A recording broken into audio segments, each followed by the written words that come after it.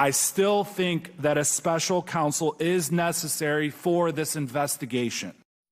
That was Joseph Ziegler. He joins us now. He was the lead IRS case agent on the Hunter Biden investigation. We should note he also says he grew up in a conservative household, but now identifies as a Democrat with, in his words, middle-of-the-road views. We appreciate your time this morning. I appreciate you having me on your show. What is your reaction to the plea deal being put on hold? Yeah, so I think based on the judge's reaction and what happened yesterday, that she acted impartial. She acted independent. I think it showed that the prosecution rushed this agreement through and mismanaged the situation, and he could have gotten off with an easy deal. But with the judge and her reaction saying that this is not normal, I think it's important that people see that, hey, the judicial system is working, and you have someone that is looking at what is happening here, and they're seeing that this is not normal and that we have to treat everyone the same. It is possible that they work this out in the next 30 days and that Hunter Biden does plead to 2 misdemeanors and deferring on a gun charge. That's possible, well, if his attorneys agree that the other things can remain open. You asked for a special counsel in your testimony. Chris Christie, Republican presidential candidate, agrees with you. He said yesterday at this point he thinks we need one. What do you believe a special counsel could do that Trump-appointed U.S. Attorney David Weiss can't do? So, and it's clear from David Weiss's most recent letter, he only has ultimate authority in his judicial district, the District of Delaware. So if there are crimes that are occurring, so offshoot investigations, these spin-offs, the ongoing investigation, and if those crimes are venued elsewhere, according to his letter, he only has authority in the District of Delaware, and he was he was told that he would be given that authority to pursue charges outside of there. But there's no letter, there's no document, there's nothing that's there that indicates that he has that power to do that, and that should concern people. Joseph, you're talking about the June 7th letter that he wrote to members of Congress. Let me read that in part, the part that you're referring to. I have been granted ultimate authority over this matter, including the responsibility for deciding where, when, and whether to file charges. That's key, where, when, and whether to file charges, and for making decisions necessary to preserve the integrity of the prosecution. What specific avenues of investigation do you want pursued that you believe were prevented? So, again, as far as this investigation goes, and a part of our testimony, we did not follow the normal process. We did not follow normal investigative leads that we would normally want to follow as a part of a tax investigation. Tax investigations are quite complex. We interview a lot of witnesses. You have to follow the money.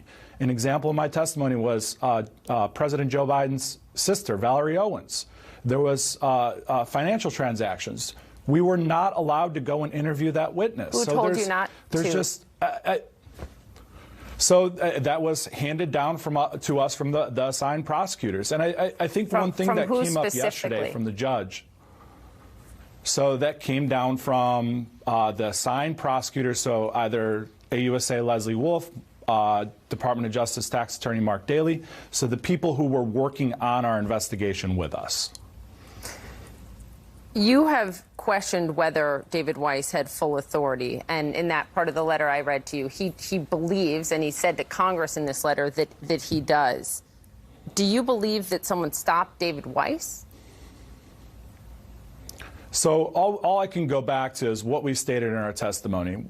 We know that the Department of Justice went to the D.C. U.S. Attorney's Office to bring the 2014 and 2015 felony and misdemeanor tax charges there. They said no. We also know that he went to the District of California, a President Biden-appointed U.S. attorney, to charge that case, the felony and misdemeanor charges there. He was told no. So all along, we're trying to bring these charges in the different venues. The response to that has been contested, that assertion that he went elsewhere and was prevented by the Attorney General. You know, this case, as you well know, because you were lead on it, for 2 years, this investigation went on under the Trump administration, and Bill Barr, in December of 2020, said this about it. He said, I think to the extent there's an investigation, I think it's being handled responsibly and professionally. He went on to say that he sees no reason to appoint a special counsel. Why was this not charged in those 2 years? And do you disagree with what Bill Barr asserted there?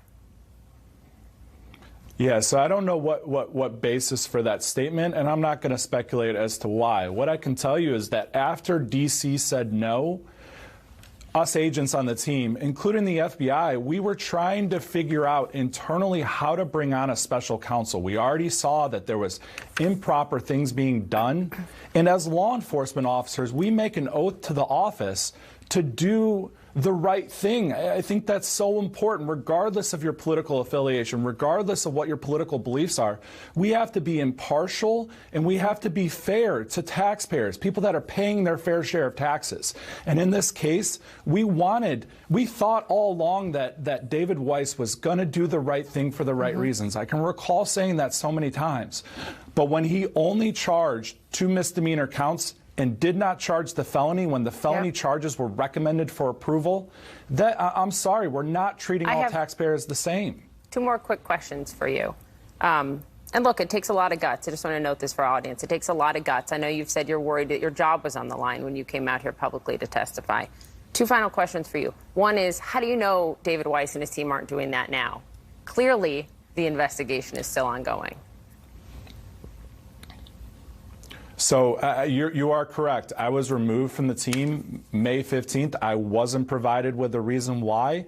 I don't know. I do not know that answer. But what I'm asking for is we need to have someone with independent authority, with full authority, that special counsel authority, that can charge that in venues outside of the District of Delaware. The one thing I would just say about special counsel, so people understand the difference here, is David Weiss, as a Trump-appointed U.S. attorney, has the authority to follow leads where they will take him and his team. A special counsel, the way that operates, they have to operate within sort of the 4 corners of what an attorney general sets for them. And if they want to expand the investigation, they have to go back to the AG, get permission to do that, and keep going. So there is the argument to be made that actually David Weiss has more independence here. So the fact that that it's being stated that he has more independence, I would go to 2 President Biden U.S. attorneys, both saying no to bringing charges in their districts, and the charges not being brought. Like we said, it's in Department of Justice tax manual. It's in their tax manual that you have to charge the felony with the misdemeanor. You have taxpayers who are right now in New England that were charged. These are fishermen. It's a fisherman case. They were charged with misdemeanor and felony tax charges for failing to file tax returns. I'm sure that those people would like the same agreement that Hunter got in this situation. And that's my argument, is we have to treat people the same in our investigations and how we move forward those investigations. Okay. And to the point that you're making, the allegation that they were blocked by other U.S. attorneys, that has been contested by their office. Joseph, thank you for your time this morning. Thank you so much for having me. Ellie Honig is back with us.